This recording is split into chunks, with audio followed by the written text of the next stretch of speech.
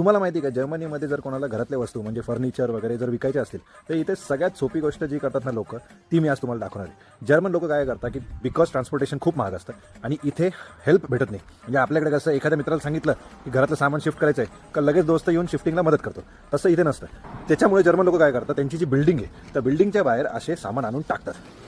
हे बघा, ही आहे बिल्डिंग आणि हे सामान.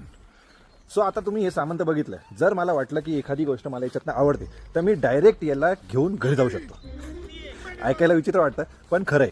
जेव्हा मी नवीन जर्मनीमध्ये आलो ना, तेव्हा मला असं रस्त्यावरती दिसलं तर मी कधीच टच नाही करायचो. नंतर मला जेव्हा माझ्या जर्मन कलिगने सांगितलं की याला झू फॉर्शेंकन म्हणतात, म्हणजे जर एखाद्याला वस्तू आवडत नसेल तर तो बिल्डिंगच्या खाली आणून असं ठेवून देणार आणि ज्याला वाटेल तो मग त्याच्या हिशोबाने घेऊन जाणार. भेंडी आपल्याकडे जर अशी स्कीम चालू झाली ना तर मला वाटतं की 10 मिनिटात सगळ्या वस्तू गायब होतील, ते पण फुकट. खतम.